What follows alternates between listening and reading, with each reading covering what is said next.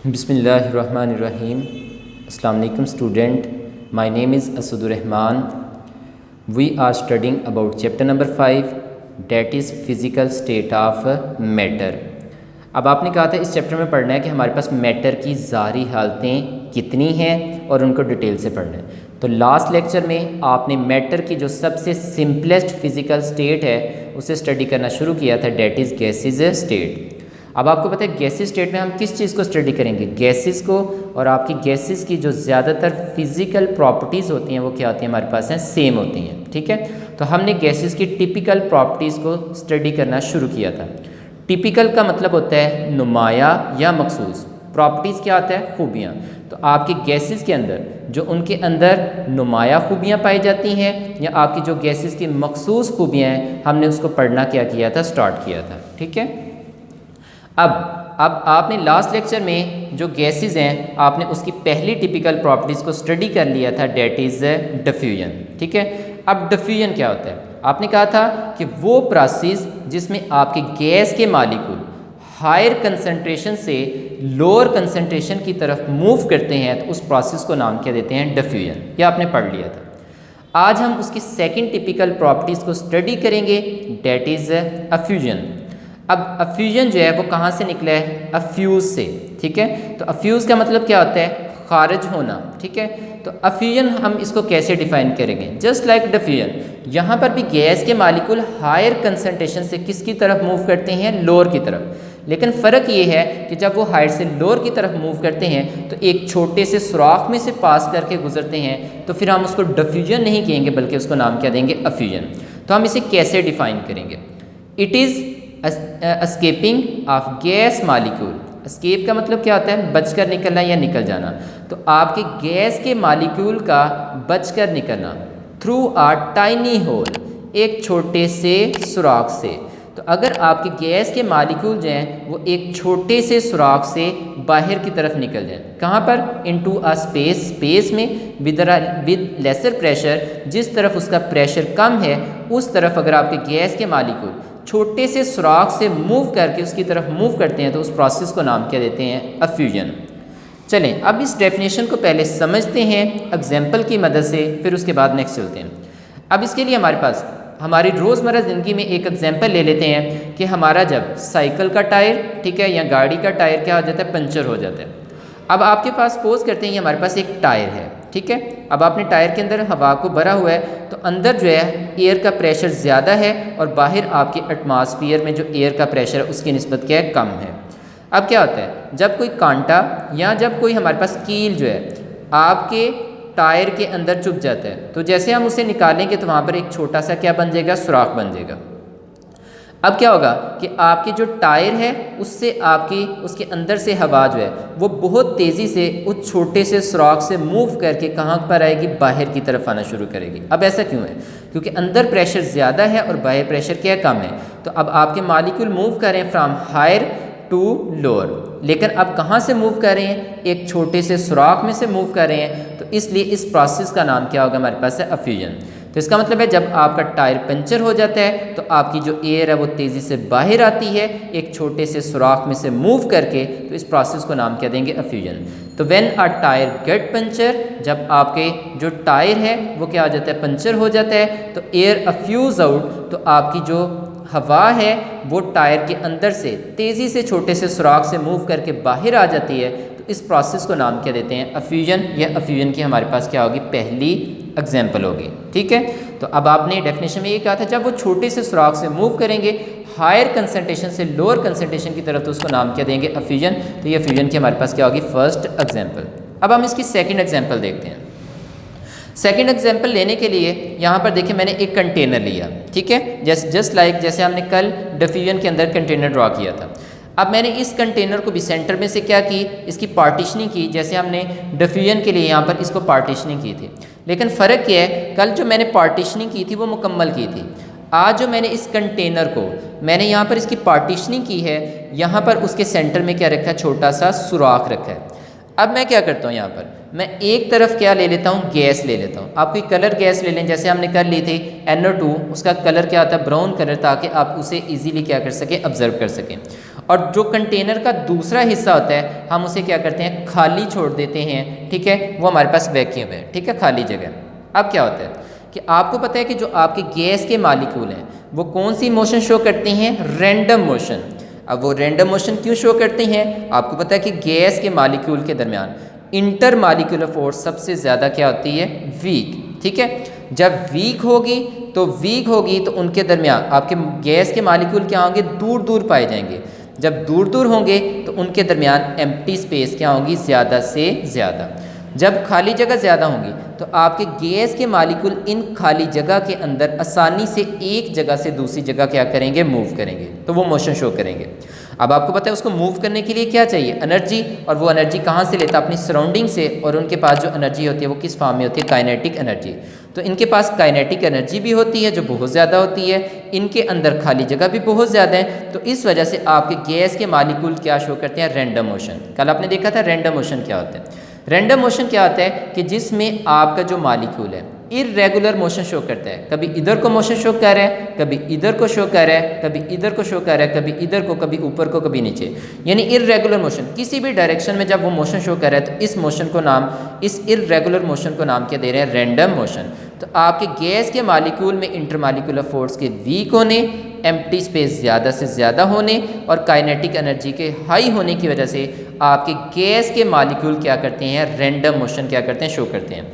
जब वो random motion show करते हैं तो सपोज करते हैं एक मालिक्यूल इधर को मूव कर रहा है, एक इधर को मूव कर रहा है, तो इन दोनों में आपस में टकराव के चांसेस भी क्या होंगे, पैदा हो जाएंगे, ठीक है। तो ये आपस में कोलाइड करेंगे। अगर वो आपका गैस का मालिक्यूल जो है वो सिलेंडर या कंटेनर की वाल की तरफ जा रहा है तो उसके साथ भी क्या करेगा, टकराएगा। तो आपके जब गैस के मालिक्यूल रैंडमली मूव कर रहे हैं तो वो आपस में भी कोलिजन शो कर रहे हैं और आपकी सिलेंडर की वाल के साथ भी क्या कर रहे हैं, कोलिजन शो कर रहे हैं, ठीक है। अब आपने ये खाली जगह रखी थी, जब ये कोलिजन शो कर रहे हैं तो जैसे इसमें से कोई गैस का मालिक्यूल इस सुराख वाली जगह पर टकराएगा तो वो यहाँ से मूव करेगा हायर कंसंट्रेशन से किसकी तरफ, लोअर कंसंट्रेशन की तरफ। लेकिन जब वो हायर से लोअर की तरफ गया तो कहाँ से मूव करके गया, छोटे से सुराख से। तो this is also an example of a fusion. इसका मतलब है जो हमारे पास गैस का मालिक्यूल रैंडमली मूव करता हुआ यहाँ पर आएगा और इस सुराख वाली जगह पर टकराने की कोशिश करेगा तो इस सुराख में से मूव करके क्या करेगा, वो वैक्यूम में चले जाएगा। तो अब वो मूव किए फ्रॉम हाई टू लोअर, लेकिन कहाँ से पास किए, छोटे से सुराख से। तो इस वजह से जब भी छोटे से सुराख से मूव करके वो हाइट से लोअर की तरफ जाएंगे तो उस प्रोसेस को नाम क्या देंगे, अफ्यूजन। तो this is the second example of effusion, ठीक है। अब आपके पास हो गई ये अफ्यूजन क्या है और इसके एग्जाम्पल क्या है। तो ये बोर्ड में शॉर्ट क्वेश्चन के तौर पर आ चुका है, define effusion and give its example. आपकी बुक पे ये एग्जाम्पल है और ये वाली एग्जाम्पल नहीं है। चलिए नेक्स्ट पॉइंट की तरफ आते हैं। अब हमने पढ़ लिया what is effusion and give its example, और इसकी एग्जाम्पल क्या है तो वो हमने पढ़ ली। नेक्स्ट चलते हैं। अब हम देखते हैं रेट ऑफ अफ्यूजन कि जो आपकी मुख्तलिफ गैसेज हैं उनका जो अफ्यूजन की रफ्तार है वो किस चीज़ पे डिपेंड करती है।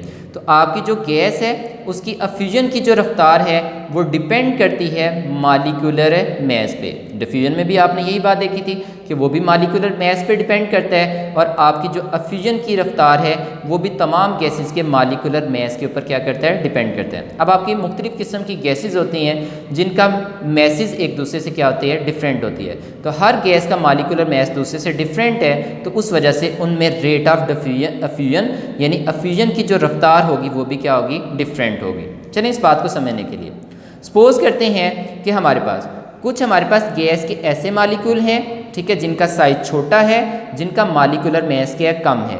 तो उन गैसेस को क्या कहेंगे हम, लाइटर गैस। और वो गैसेस जिनका मालिकुलर मैस ज़्यादा है, ठीक है, जो हमारे पास बड़े साइज़ के मालिक्यूल हैं, तो उनको हम नाम क्या देते हैं, हैवियर गैसेस। अगर हम इन दोनों को एक जैसा टेम्परेचर देते हैं तो अब देखेंगे कि क्या लाइटर गैस जो है उसमें अफ्यूजन का प्रोसेस फास्ट होगा या हमारे पास जो हैवियर गैसेस है उनमें अफ्यूजन का प्रोसेस क्या होगा, फास्ट होगा। तो आप देखेंगे जिनका मालिकुलर मैस कम है, जो लाइटर गैस हैं, ठीक है, वो उस काइनेटिक एनर्जी पर आसानी से तेज़ी से हायर से लोअर की तरफ जाएंगी और उस सुराख में से मूव करेंगी। जब वो आसानी से हायर से लोअर की तरफ मूव करेंगी और उस सुराख में से मूव करके जाएंगी तो वो तेज़ी से मूव करेंगी, तो इस वजह से वहाँ पर अफ्यूजन का जो प्रोसेस होगा वो क्या होगा, फास्ट होगा। जबकि उसी टेम्परेचर के ऊपर आपके जो वो मालिक्यूल जिनका मालिकुलर मैस ज़्यादा है, जो हमारे पास हैवियर गैसेज हैं, अब वो उस टेम्परेचर के ऊपर उनको मूव करने के लिए ज़्यादा एनर्जी चाहिए थी, अब वो उस टेम्परेचर के ऊपर वो स्लोली मूव करेंगे। जब स्लोली मूव करेंगे तो फिर वो हायर से लोअर की तरफ जब मूव करना है उन्होंने सुराख में से गुजर के, तो वो वहाँ से भी स्लोली मूव करेंगे। जब वो हायर से लोअर की तरफ मूव करेंगे तो स्लोली मूव करेंगे छोटे से सुराख में से गुजरने के लिए, तो फिर इसका मतलब है वहाँ पर अफ्यूजन का प्रोसेस भी क्या होगा, हमारे पास स्लो होगा। इस वजह से कहते हैं कि जो हमारे पास छोटे साइज़ के मालिक्यूल हैं जिनका मालिकुलर मैस कम है, जो लाइटर गैस हैं, वो उनमें अफ्यूजन का प्रोसेस क्या होता है, तेज़ होता है। जबकि वो मालिक्यूल जिनका मालिकुलर मैस ज़्यादा होता है, जो हमारे पास हैवियर होते हैं, उनमें अफ्यूजन की जो रफ्तार होती है वो क्या होती है, हमारे पास है स्लो होती है। अब इसकी एक एग्जांपल ले लेते हैं। लास्ट टाइम हमने देखा था हाइड्रोजन और ऑक्सीजन। आपको पता है कि हाइड्रोजन जो है H2, ठीक है, और दूसरी हमने कौन सी गैस ली, O2। तो हाइड्रोजन का मालिकुलर मैस कम है और ये लाइटर गैस है, जबकि ऑक्सीजन का मालिकुलर मैस हाइड्रोजन की निस्बत ज़्यादा है और ये उसकी निस्बत क्या है, हैवी है। तो हाइड्रोजन लाइटर गैस होगी और ये कौन सी होगी, हैवियर गैस। अब इसमें से देखेंगे रेट ऑफ अफ्यूजन किसका फास्ट होगा। अगर दोनों को सेम टेम्परेचर दें तो आपकी हाइड्रोजन जो है उस टेम्परेचर के ऊपर तेज़ी से मूव करेंगे, जबकि ऑक्सीजन उसकी निस्बत क्या करेंगे, स्लोली मूव करेंगे। उस वजह से जब तेज़ी से मूव करेंगे ये तेज़ी से हाइड्रोजन फिर क्या करेंगे, लाइटर होने की वजह से जब तेज़ी से मूव करेंगे हाइट से लोअर की तरफ, तो फिर इनके सुराख में से गुजरने के चांसेस भी क्या होंगे, ज़्यादा होंगे। तो इस वजह से हम कहते हैं कि हाइड्रोजन गैस जो है उसमें अफ्यूजन का प्रोसेस क्या होता है, रैपिड होता है। किसकी निस्बत, ऑक्सीजन की निस्बत, ठीक है। तो हमने देखा कि रेट ऑफ अफ्यूजन जो है किस पे डिपेंड करता है, मालिकुलर मैस पे, ठीक है।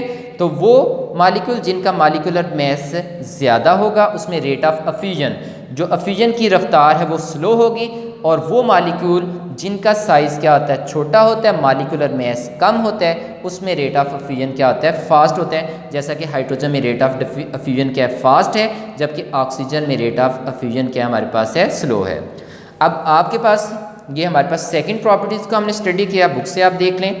आपने पहली लाइन में ये देखें अफ्यूजन की डेफिनेशन है कि it is the escaping of gas molecule, कि आपके गैस के मालिक्यूल का निकलना थ्रू अ टाइनी होल, एक छोटे से सुराख से, इनटू द स्पेस, किस में, स्पेस में, विद द लेसर प्रेशर, जिस तरफ प्रेशर कम है उसकी तरफ मूव करना, तो उस प्रोसेस को नाम क्या देते हैं, अफ्यूजन। तो ये आपके पास अफ्यूजन की डेफिनेशन होगी। चलिए नेक्स्ट चलते हैं।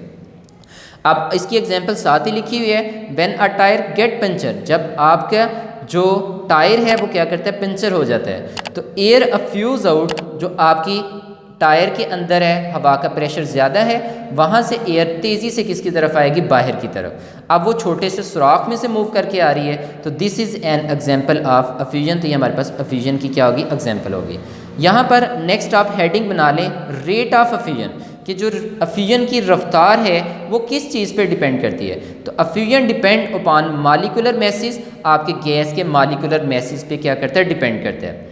लाइटर गैस वो गैसेस जो वज़न में क्या आती हैं, हल्की होती हैं, जिनका मालिकुलर मैस क्या होता है, कम होता है। अफ्यूज फास्टर, वो तेज़ी से अफ्यूजन का प्रोसेस शो करती हैं। देन हैवियर वन, उन गैसेस की निस्बत जिनका मालिकुलर मैस ज़्यादा है, जो हैवियर गैसेस हैं तो वो क्या करती हैं, उनमें अफ्यूजन का प्रोसेस क्या होता है, स्लो होता है। तो लाइटर गैस में अफ्यूजन का प्रोसेस फास्ट होगा, जबकि हैवियर में लाइटर की निस्बत क्या होगा, हमारे पास स्लो होगा। तो ये हमारे पास क्या हो गया, रेट ऑफ अफ्यूजन। तो ये हमारे पास हो गया। इस पैराग्राफ में हमने अफ्यूजन की डेफिनेशन पढ़ी और साथ में क्या पढ़ी, एग्जाम्पल पढ़ी, और उसके बाद हमने लास्ट पे क्या पढ़ा, rate of effusion. Rate of effusion को स्टडी किया। तो यहाँ तक आपका हो गया। अगर आपको किसी चीज़ की ना समझ आए तो आप पूछ लें।